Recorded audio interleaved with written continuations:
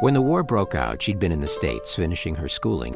As one of only 60 Caucasians in the country who spoke Japanese, she was assigned to translate Japanese broadcasts for the War Department.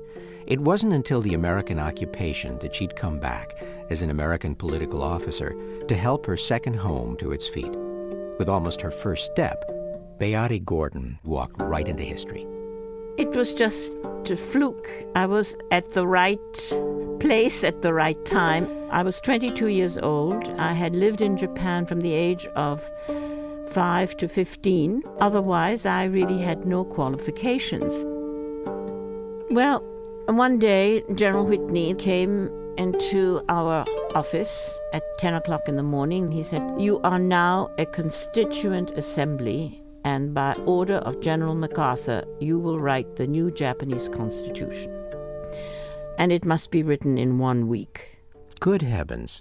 What thoughts went through your mind? We didn't have time to think about anything except how to get this done. Colonel Cadiz, who was his deputy, immediately divided us into groups.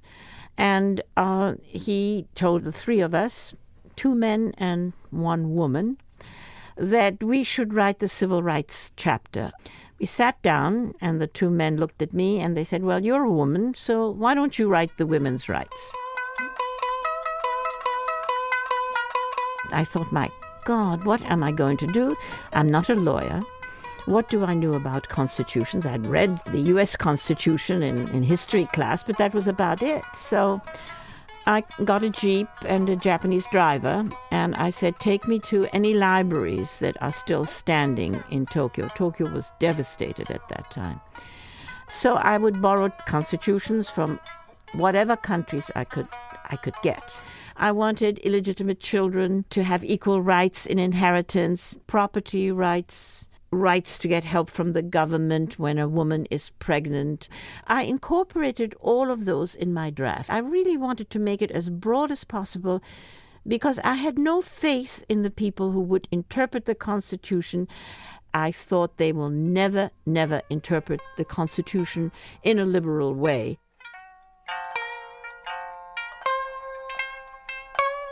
A secret meeting to present the draft of the Constitution to the Japanese began at 10 a.m. By 2 a.m. the following morning, after a fierce debate on the post-war status of the emperor, they all finally got to the provisions on women's rights. Despite their exhaustion, the Japanese were as upset about giving women rights as they were about withdrawing the emperor's power.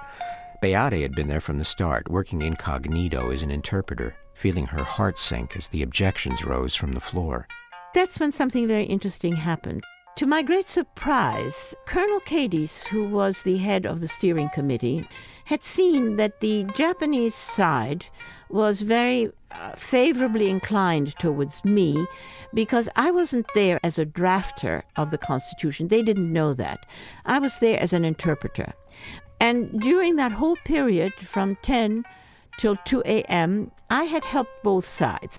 So Colonel Cadiz, having this in mind, said, quote, my name at that time was Sirota. Miss Sirota has her heart set on the women's rights. Why don't we pass them? I think the Japanese were just simply stunned. First of all, by knowing that I had something to do with it. And secondly, that Colonel Cadiz would say such a thing in such a serious discussion. And they just passed it. They just passed the rights. Recently, she shared a platform with a distinguished female Japanese attorney. I said, Miss Doi, I feel embarrassed to be talking on the same platform with you because you are a constitutional lawyer and I was an amateur. And she said, that's what was so good about it. As an amateur, you wrote a draft from the heart. If history is like a pyramid, with a powerful few at the top and the huddled masses far below, then rare individuals like Beatte, it seems to me, with a clear mind, good timing, and a committed heart, serve a very special role, opening every once in a while like windows, to let some light shine in.